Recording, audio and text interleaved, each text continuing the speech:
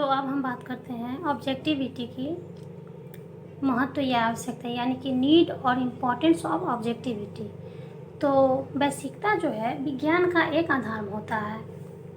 यदि सामाजिक अध्ययन को विज्ञान की श्रेणी में लाना है तो वैश्विकता को आधार बनाना ही पड़ता है, क्योंकि भौतिक विज्ञानों की तुलना में जो है रासायनिक विज्ञान में जो भी कमी पाते हैं वह बहुत हद तक वैश्विकता की कमी के कारण होती है।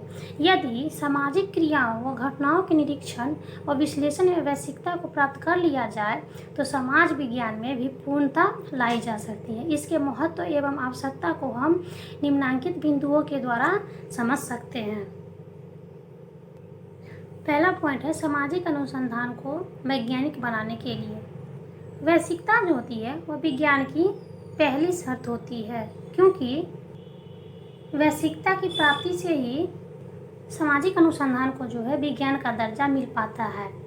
सामाजिक अनुसंधान में जो है अनुसंधानकर्ता के व्यक्तिगत भावनाओं, विचारों व पूर्वाग्रह आदि से प्रभावित हुए बिना नहीं रह सकता है। इस क्रम में यह धारणा बनी हुई है कि इस धारणा को सामाजिक अनुसंधान में वैश्विकता को विकसित कर दूर किया जा सकता है। जब एक अनुसंधानकर्ता जो है निष्पक्ष होकर तथ्यों को उसी रूप में ग्रहण व विश्लेषण करता है जिस रूप में वह है, तो अनुसंधान जो है विज्ञान बन जाता है। दूसरा पॉइंट है कार्य कारण संबंध को वैश्विक आधार देने के लिए। प्रत्येक सामाजिक घटना या क्रिया जो होता है उसके पीछे कोई ना कोई कारण अवश्य होता है, जैसे कि अपराध, विचलन, तलाक व परिवर्तन आदि के कारणों को खोजते हैं और कार्य कारण संबंध प्रतिस्थापन करते हैं। इस स्तर पर जो है वैश्विकता का महत्व होता है, क्योंकि कार्यों के प्रति वैश्विक दृष्टिकोण को रखकर ही सही कारणों की खोज की जा सकती है। इस क्रम में जो है इमैनुएल दुर्खिम के श्रम विभाजन व आत्महत्या के संदर्भ में कार्य कारण संबंध जो प्रतिस्थापन का वैश्विक आधार पाते हैं। सामाजिक अनुसंधान में कार्य कारण संबंध जो है सही प्रतिस्थापन में वैश्विकता का महत्व सबसे अधिक होता है। तीसरा पॉइंट है भावी अनुसंधानों की संभावनाओं को विकसित करने के लिए।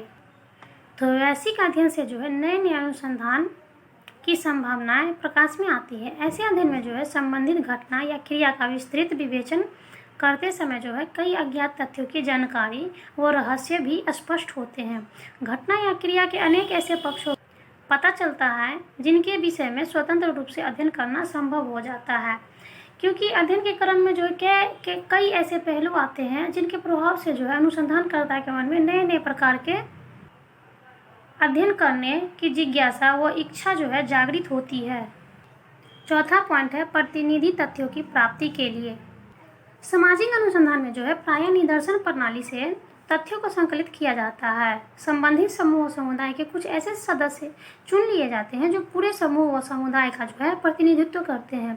ऐसी स्थिति में जो है निदर्शन चुनने का कार्य पूर्ण रूप से वैश्विकता से होना चाहिए, अन्यथा प्रतिनिधि तथ्यों की प्राप्ति संभव नहीं हो पाती है और ना ही अध्ययन के परिणाम सही हो पाते हैं। अतः प्रतिनिधि तथ्यों की प्राप्ति के लिए जो है अध्ययन में वैश्विक दृष्टिकोण का होना सबसे अनिवार्य यानी कि महत्वपूर्ण माना जाता है।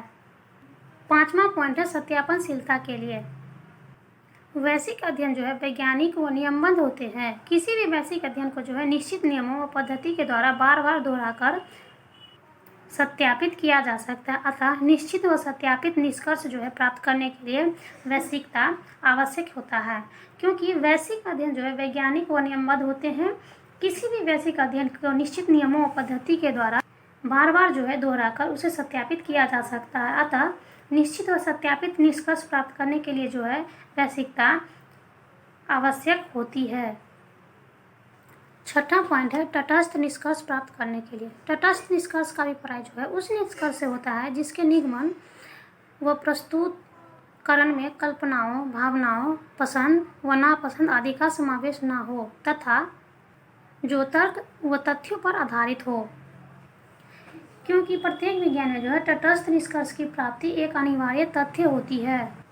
इसके लिए जो है संबंधित अध्ययन पद्धति में वैश्विकता का होना अनिवार्य माना जाता है। इस क्रम में जो है वैश्विकता सामाजिक, सांस्कृतिक व राजनीतिक आदि दबावों को महत्व नहीं देती है। इसमें जो है बौद्धिक ईमानदारी का गुण होता है। अतः वैश्विकता के आधार पर जो है तटस्थ निष्कर्ष की प्राप्ति संभव हो पाती है।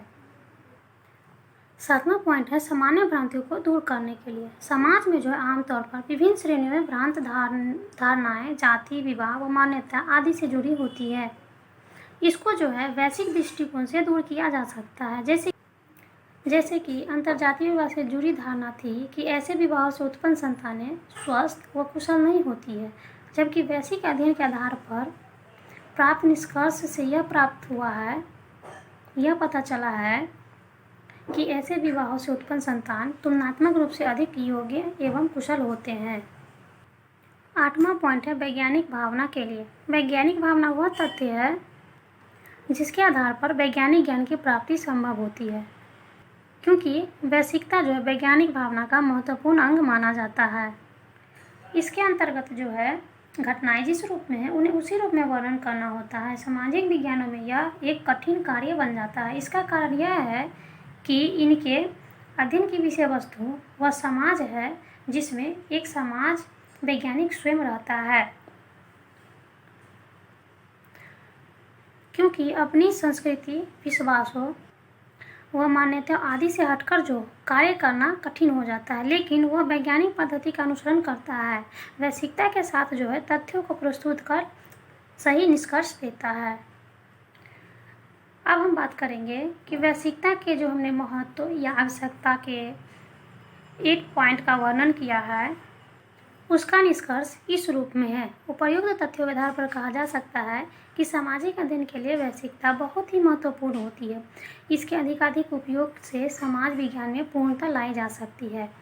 वैश्विकता के साथ क्रमबद्ध रूप से ज्ञान का संग्रह ही विज्ञान है।